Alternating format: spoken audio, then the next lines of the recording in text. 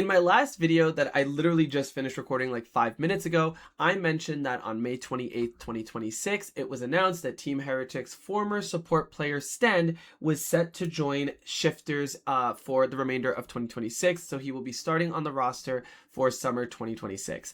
Now, in that video, it was actually originally supposed to be a video about Trymbi, aka this video, but then I got caught up in the whole minutia of Shio, Stend, and what I think is going to happen with Shifters this year. So if you want to hear about all that, please, I highly recommend going to that previous video. What this video is about is something that kind of goes unsaid based on this article. It was the first thing that jumped to my mind, and it's barely referenced, and it's definitely not the headline here. What happens to Trymbi? Look at this. This is the current Shifters roster, but here we have the former support player of Shifters, Trymbi, who is now teamless. And that's what I want to talk about right now. But before I do that, guys, subscribe. If we didn't hit 1,000 subscribers off of yesterday's video, yesterday's being the video about Shio and Sten, I'm gonna be pissed. Freaking subscribe, bro. Subscribe right now. Let's do it. Run it, run it, run it. Okay, anyway, thank you guys so much. I promise once we hit 1,000, I will stop bothering you guys. Well, actually, I'll probably keep saying it, but it just won't be this dramatic. Long story short. Okay, so like I said in that article, the main focal point was that Stend was reconnecting with Shio, and that they were going to be starting on Shifters together. Amazing. But here's the thing. That officially means that Trymbi is no longer on the team. And when you think about the trajectory of Trymbi's career, he's being kicked off of a team that literally didn't make playoffs. Like, where does his career go from here? And if you guys don't know, again, I'm never sure how much history you guys have. Trymbi was one of EU's best supports in his heyday of 2021 and 2022, and even a little bit of 2023. So where does this all begin? Well, Trymbi started his career on an old organization named Rogue and their academy team, Ego Rogue. I just found out about this today, so I don't know the full name. But basically, they played in the ERLs. They were Rogue Academy, and he specifically played and won EMEA Masters Summer in 2020. So at the end of 2020, going into 2021, Trymbi was promoted to Rogue's main roster in the LEC. And the crazy thing is, if you look at, is this Rogue or is this Trymbi? If you look at Rogue's results as a team, they joined the league in 2019. They were 10th place in spring, 5th place in summer, 4th place in summer playoffs. So, okay, not bad. 6th place in spring, 5th place in spring playoffs. And this was when they basically had their team established. There were no real big changes, right? So first of all, you have Finn-inspired Larson and Vander, who had been on the team since 2019 summer, and clearly something was working since this showed immediate improvement from their spring finish. And then with the inclusion of Hansama in 2020, the team found a lot of success, particularly in summer, where they went 13-5, finishing the regular season as the #1 team in the LEC, technically, and then making a 3rd place run in summer playoffs, and specifically going to 5 games against G2. And actually, I think they beat somebody in the winners bracket, or I'm crazy. No, they lost to Fnatic 3-0. This is when Fnatic was actually good. Okay, so really impressive for this group of rookies and unproven talents so far. Besides Hansama, of course, Larson, Inspired, and Finn were all really, really new. I think Vander was a little bit more experienced. At the end of 2020, I think this is just up to Rogue. They go for basically what they expected to be 2 straight improvements, replacing the more novice player Finn for kind of seasoned veteran Otowamne in the top lane. And then they replaced Vander with rookie Trymbi from their academy roster. And almost immediately, Trymbi became a star, right? He was absolutely stellar on this roster. As we can see here, they maintained their dominance in the regular season that started just 1 split before this, with a 14-4 finish, tying with G2, who I believe were the other first place team, and probably just beat them out in the head-to-head, which is why they were first and Rogue was second. Sorry for all the freaking delay. Yeah, they 2-0'd Rogue, and that's why they finished first, and Rogue was second. Then in the spring playoffs, this is so nuts, and it's a video that I'm dying to make someday soon. Soon, maybe not, because I actually have other big series that I want to cover. But basically, we have Rogue going into the losers bracket, losing to Mad Lions 3-1, and Mad Lions was so not on anybody's radar. This was the G2 with Reckless on it, so we thought this was a massive super team. We thought no one would be able to touch them. Going to 5 games against Schalke was crazy, even though I think they were up 2-0 and then almost got reverse swept, and then thank God clutched it in game 5. G2 loses to Mad Lions. Then G2 loses to, G2 loses to Mad Lions. Then G2 loses to Rogue, who was going on something of a loser's bracket run. And then Rogue gets into the finals. And it was expected that although they lost in the winner's bracket, it was expected that Rogue was just going to absolutely dominate. I'm telling you, once G2 was out of the tournament, everybody was like, oh, I guess we don't even have to watch. Rogue is going to win. And Rogue was up 2-0 and then got reverse swept by Mad Lions, which absolutely destroyed their mental, sadly. But anyway, I'm kind of getting a little bit too in-depth onto the history here. In summer, they once again maintained the regular season status, 13-5, first place. Although, unfortunately, in summer 2021, I don't even recall what goes on here. I think they won against, they beat Misfits in 5 games, but then they get 3-0'd by Mad and then 3-0'd by Fnatic. Oof, the big oofs. At the end of that, Inspired asked to leave the team, which Inspired was literally considered, freaking Yamato Cannon was giving the kudos to Elyoya, but as much as I want to, everybody knew that Inspired was the #1 jungler in the league, even at this time in 2021.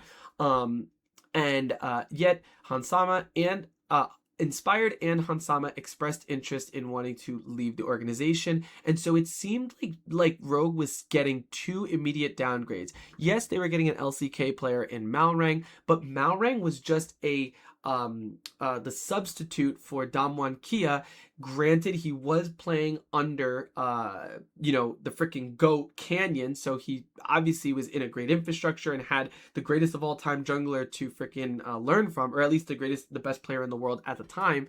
But still, it's not Canyon, so seemed like a downgrade from Inspired. And then Comp's freaking career is so weird and ridiculous.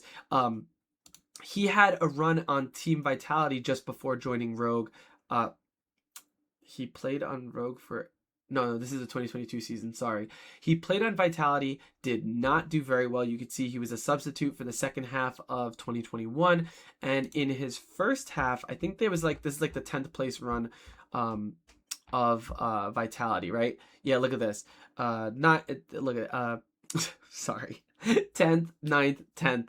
And then gets picked up by Rogue, which is pretty unexpected. So even though obviously you could be on a 10th place team and still be talented, not a lot of people had a lot of faith in this roster at all. It looked like 2 massive downgrades, but then they once again showed up. They went 14-4 in the regular season, were first place again, and then I actually forgot they were second.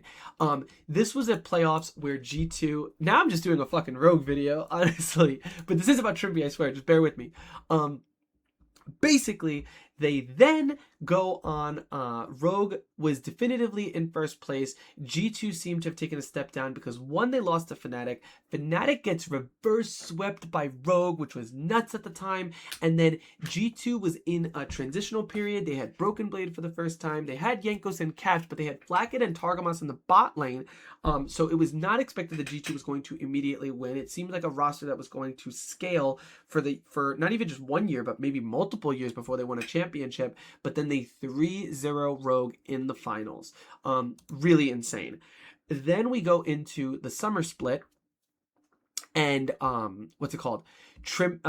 Rogue goes 11-7. Not after 1, 2, nearly 3, 4 splits in a row. Nearly 4 splits in a row of outright being the first team in the regular season. They finally don't achieve that, at least being tied for first, especially in numbers. They finish 11-7, and it seemed like Rogue was just kind of not going to be in tip top, especially after another devastating loss in the finals, no less. But then, unexpectedly, Rogue in the losers bracket, arrives to the finals, and this was one of the first roadshow finals in years. LEC Summer 2022. I think it was in Munich, but I could totally be making that up. I forget. Or Malmo. I'm so sorry. I shouldn't even be talking about that because I genuinely don't remember. Anyway, Rogue comes in and they said that just literally changing their environment really helped them just, I don't know, like get through a lot of the mental hurdles they were having. They kind of hit like a honeymoon period at the literally best time. They 3-1 Fnatic in losers finals and then 3-0 G2 in the finals, right?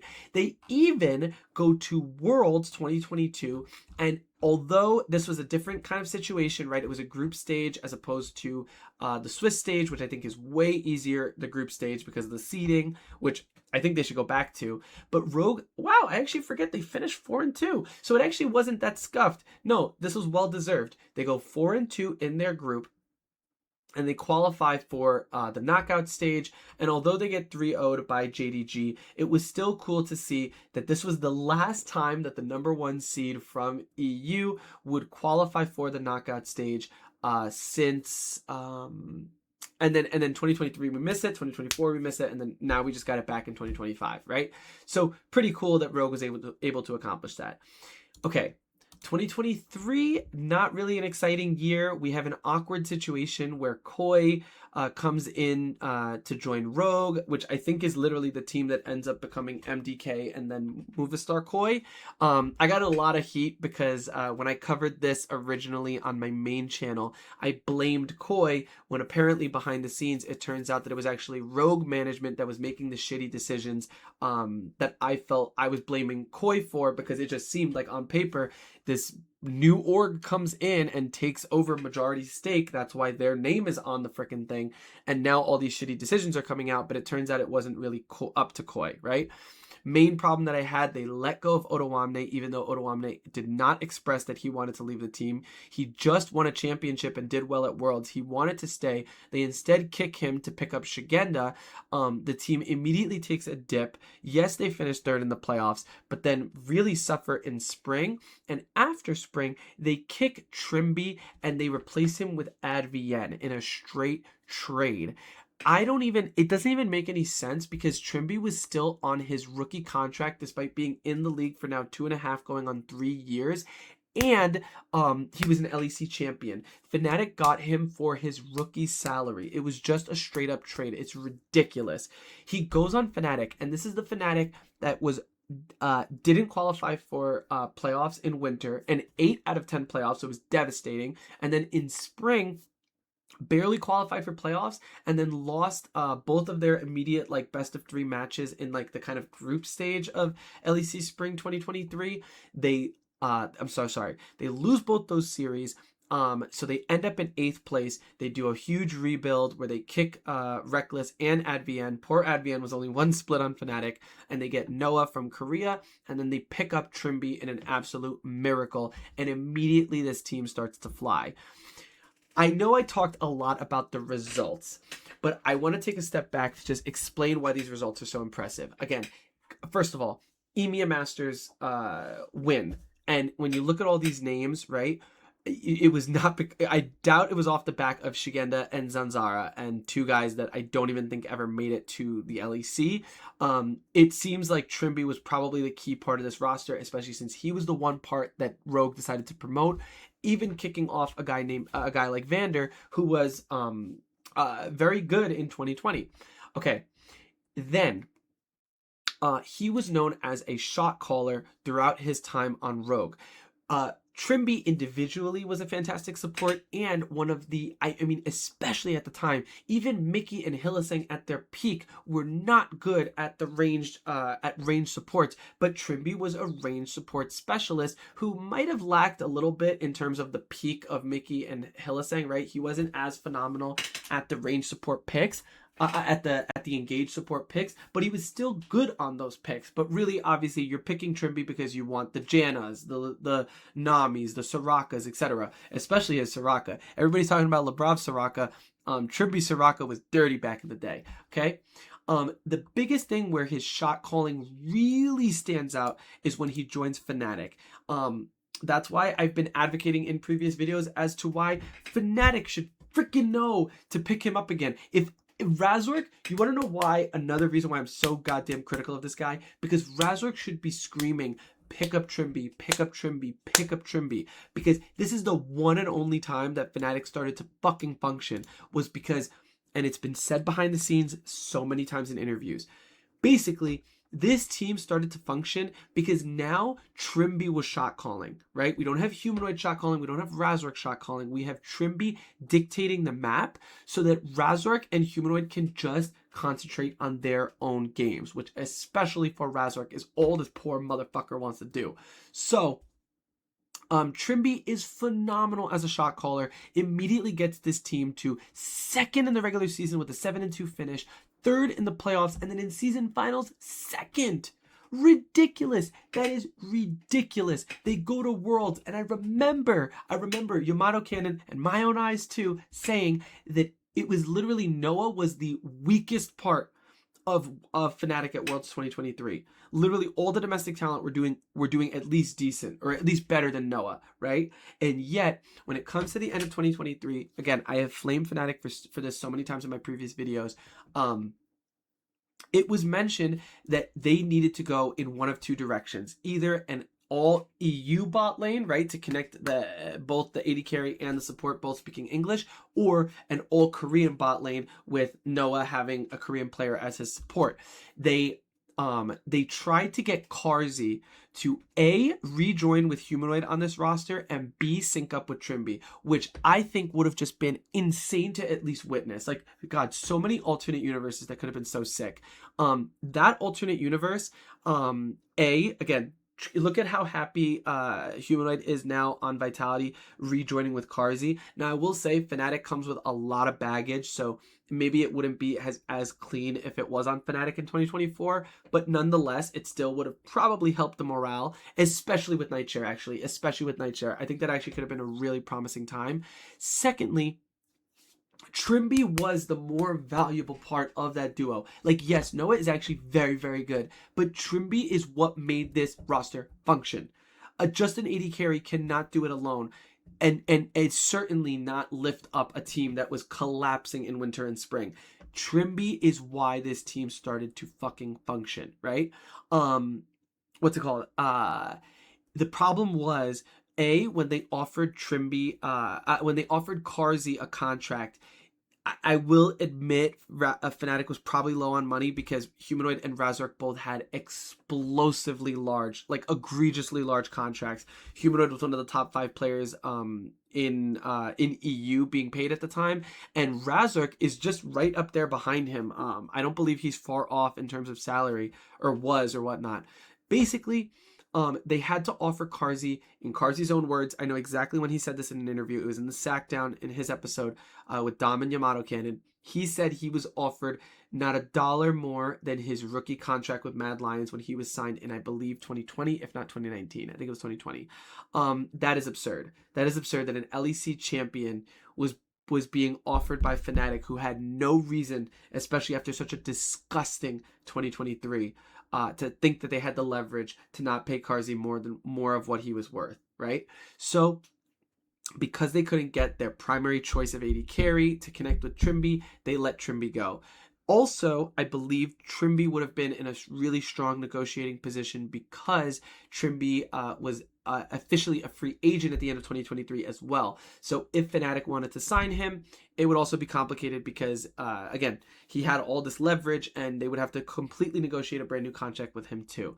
So it wasn't just signing Carzzy, it was also re-signing Trymbi too. Devastatingly, Trymbi leaves and he ends up getting picked up. I forget. Oh, I wanted him really to join KC. And was it 2024? And oh yeah, Targamas was on KC in 2024, and a lot of people were blaming him for not being vocal. And so to address that issue, I really strongly advocated for Trymbi to join the team. I don't know why it's so funny to me that I said I strongly advocated, like I had leverage over KC, but anyway, or any team in LEC for that matter, especially at the time. But long story short, you can go on my main channel and see it. It's a really cute video. G2 2024 is better than 2019. Just go check it out. It's really funny. But long story short, actually, it wasn't even that video. It was the KC Targamas drama explained. I'm sorry. Go check out both of them. They're awesome. Long story short, Trymbi, I advocated for him to join KC. I thought it made a lot of sense. I thought KC needed leadership, and I thought Trymbi brought that and direction in game, but instead Trymbi was brought in to Heretics in spring. I think they had Kaiser in winter, and many people were saying Kaiser is great, so at most this was going to be a side grade. And the biggest issue that I saw with this move was that Trymbi was going to be entering a roster full of veterans. I don't think Flack gets all that vocal. Zvairyu was kind of like mainly from the ERLs, even though he was an EMEA Masters champion or an LVP champion. I can't recall. I think it was an EMEA Masters champion, 2022, I believe. But when you have Jankos and Wonder on a roster, plus Peter Dunn, who is getting into a lot of issues with Wonder, Jankos, and Perks because of how opinionated they were, and they didn't really want to listen to the coaches. And then you bring in Trymbi, who they are probably, maybe they'll respect him a little bit more than the coaches, but are they really going to respect him more than their own opinions? I don't know. So long story short, this did not function well. And to add to that, Trymbi's individual performance also took a massive hit. For some random reason, I don't know why one split off really threw him off his game, because he was just not playing like himself or like a top 3 to top 2 support like he did at his peaks in 2022 especially, but also in 2023. So anyway, it's really weird that one split off really messed him up. He then took a huge risk because, yes, at the end of 2024, devastatingly, Team Heretics gets 8th place in summer, and they don't qualify for the season finals. So I believe this ends, July 21st, 2024. They basically had 5 months off. So it was really devastating for Trymbi's career, and I don't know, I feel like his name value would have been enough to get an offer from another team, but he ultimately decides that what's best for his career is to go to VKS in LTA South. Oh yeah, they are from Brazil. So man, the other day I was talking about LTA South, and I guess they did include CB LOL in that. I don't know. Anyway, basically he joins VKS, and well, honestly, first and foremost, to be fair to Trymbi, the format was really stupid for Split 1. This is a very experimental Split 1 where it was extremely short and everybody was doing things kind of differently. So they didn't even have a regular season. They had a single best of 3 that they lost and then went into a loser's bracket, and after another best of 3 were eliminated from the tournament. So although it says 7th to 8th place, I don't put too much weight on that. The conversation was not even about VKS doing poorly. Everybody was talking about how shitty this format was. Split 2 was a more normal format, but ultimately they only finished in 4th place, which I kind of forgot. I thought they actually won this one. So you would think that with Trymbi being on A, you're bringing an LEC champion to Brazil, and B, likely that LEC champion would be picking one of the best teams in that region, similar to like when Reckless went to the ERLs. He didn't just go to any team. He went to Carmine Corp, which was the best ERL team at the time, or arguably at least like top 2, top 3. So anyway, kind of disappointing run so far, but then at the very end, they managed to win Split 3. The LTA did this stupid thing where, honestly, hindsight's 2020. You know what I mean? It's kind of unfair to be this critical now. But basically what they did was they had LTA North, which was literally just the LCS rebranded, and the LTA South, which I think was the LLA and CB LOL combined, but I could be wrong about that. But basically what they did was at the end, after they both won their individual splits, instead of kind of like in the past having both regions just bring their representatives to like the World Championship or something, they then put the top 3 from both regions into another bracket to get 3 representatives from the entire LTA, right? North and South. And I'm honestly surprised. Well, VKS gets a huge buy round, getting 3-0'd by FlyQuest. Yes, they 3-1 100 Thieves, and 100 Thieves was the second representative from LTA, although I really do think LTA was a one-team region. FlyQuest was just so clearly dominant. And I don't think 100 Thieves or Shopify were really anything to compare them to. But anyway, I guess it's impressive that VKS 3-1s, but then they get 3-1 by Fly. And then I don't even remember how they do at Worlds 2025. Clearly not very good. And I just, biggest thing is that I remember following Psychopathic Poro, who would really talk about VKS, and he said that even domestically in the LTA South, Trymbi was really looking lackluster, which is so disappointing. My hope was that he was going to go to Brazil and actually win shit and improve his level, but he didn't. He actually just downgraded to the level of CBLOL, I guess, or maybe even worse. I mean, CBLOL is actually kind of decent sometimes, so it seems like he just individually lost a lot of skill. And so that brings us to where we kind of were today, which was that Trymbi joined Shifters, which wouldn't have been my choice for rosters for him to join, but I guess there was some initial hope or faith. What would be really interesting would be for me to, oh god, you guys are going to see my my recommended. It'd actually be really interesting, and I should check this out later. I should watch this video, the Mickey X Drama Explained, because I kind of use this as an excuse to just make predictions for the entire LEC for that split and basically the year. So it'd be really interesting to see what I said about Shifters at the time. But actually, what we could do real quick, because fuck it. Look at that nice ass sweater and nice ass haircut that I have going on. 2019, Mickey X. Come on, I had a tier list somewhere. Let me see. Where is it? Come on. Now that is 7 years. Most players. Hold on, I'm sorry, boys. I hope you guys are enjoying the content. Subscribe. Right? A top laner's very fucking said it must be a shocking experience to play for Fnatic after coming from a serious. Oh my god, I'm getting so annoyed because I just want the goddamn tier list. Or behind the scenes controversies, right? Whippo with his anymore because of a bad reputation, or no, he still is earlier suffering through but jungler. Okay? Dude, oh my god, I'm gonna have to fucking cut this shit. I mean, I'm not going to because I'm honestly lazy, but anyway, I thought it'd be really cool if I could fucking find the tier list. Anyway, I'm literally gonna make a video about it later.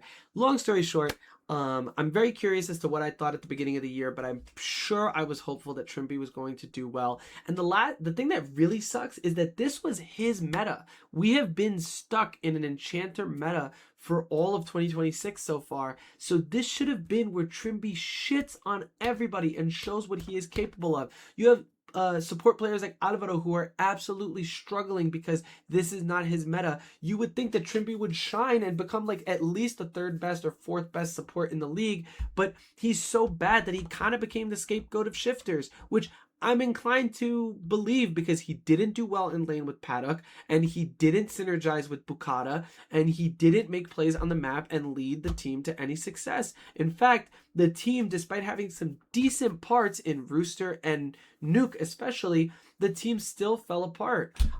So yeah, really disappointing. It's also interesting because if I'm not mistaken, Shio got to play with Trymbi for a little bit, and granted, I know I literally just finished my other video talking about how Shio and Stint clearly have a deeper connection, so I'm sure Shio almost over anybody would have tried to get Stint onto the team, but I'm surprised. I mean, I think it just speaks to the fact that Trymbi is just not in top form, and it's honestly devastating to me. This is a player I've liked for a very long time. I've been advocating for a very long time, at least in my own head or whatever. I haven't had a YouTube channel like this in a long time, or like ever before this year.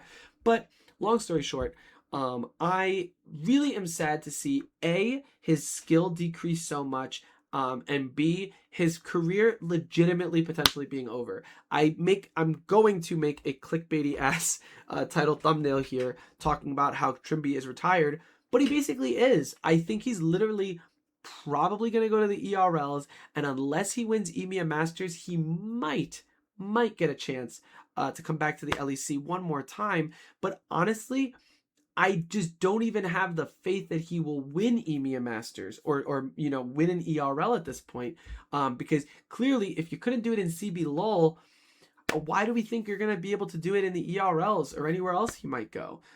It's really disappointing. I like Trymbi, so I'm not saying like disappointed, like I'm not trying to shit on the guy. I don't know, man. I'm just sad. I really am. I'm just sad, and I feel like there was some other thing I wanted to say. Basically, the only thing that I want to say is run back 2023. I know my whole focal point is always to go back to Fnatic, but I think if Trymbi comes here and brings the team some direction, it'd be interesting to see him play with Upset. Even though, again, I don't think Trymbi's the strongest laner, and when you're playing with, excuse me, enchanter long range supports, that's not usually the best for a AD carry like Upset, who really wants to kind of have an engaged support and everything centered around him, and not just keeping him alive, but setting him up to kind of snowball, right, or thrive in the late game. So that's the only concern that I would have. But if Noah was able to function with Trymbi in 2023, it's reasonable to think that Upset could also snowball with Trymbi focused entirely on him. I think he'd give Razork a lot of direction and freedom and more comfort in the jungle. And I also think they could play fantastically around Vladdy. So that would be my choice. I understand Emperos was really bad this year so far. But in my opinion, I still stand by that changing him out is not really going to make a fucking dent. I think there's bigger problems with Fnatic's macro, even though Fnatic is a conversation for a whole nother day, because I'm going to talk about their sale. I'm actually doing some deep research. That was going to be my topic for today, but then I was doing so much research and I'm like, I got to talk about other shit and then get to that later. Long story short, that's really the main team I could see Trymbi improving, and especially that'd be the team that I kind of want him to join. If by some miracle, and I really like Fleshy, so I don't even want to see him get kicked or nothing. But if Vitality thinks he could work, but the problem is literally, oh, maybe if they get rid of Noah and June, because I think I also heard rumors that like they're getting to that age where they might have to go back to Korea and stuff. I don't know, but maybe they're trying to get residency in EU. I'm not sure. Long story short, I literally think it's like, well, we have a player that nobody wants and we have an org nobody wants to go to. Let's combine them. And maybe that could be Trymbi's saving grace. But unfortunately, I literally think, and it's so funny to me that Cheap Esports didn't even bother to really talk about him. And it doesn't seem like there's any rumors in the rumor mill right now about where Trymbi might go. Yeah, I think this might be the end of Trymbi. And that genuinely, no exaggeration, is extremely sad to me. And Trymbi, if you're listening, I hope I don't say anything insulting to you, dude. I really like you, and I hope that you can find it in yourself to fucking get back to your peak level that we all know and love you for, because you really are an asset to EU when you're at your best, and I would love to see you come back in such a way that we don't even talk about 2024 to 2026 ever again. Like, we just kind of talk about your new modern era where you're back to your peak again. That's all I had to say about that. I'll see you guys later. I already did my subscribe shit, so I'm out of here. It's dumb late. I'm gonna post these 2 videos, and then you guys can expect Fnatic $100 million sale video very soon as well. And I feel like I had a bunch of other ideas. I should be writing this shit down. All right, anyway, I'm being a little bit too freestyle. I'm thinking about making a gaming channel and just being like literally zero risk, like just putting out gaming videos. Let me know if you guys would want to see me play League. It's horrible. I'm Emerald 4 and I'm shitting the bed, dude. I also want to play some other stupid PC games. Let me know what you think. It's literally 2 in the morning. It's 2:42. I'm so fucked for tomorrow. I got work. All right, guys. Peace out.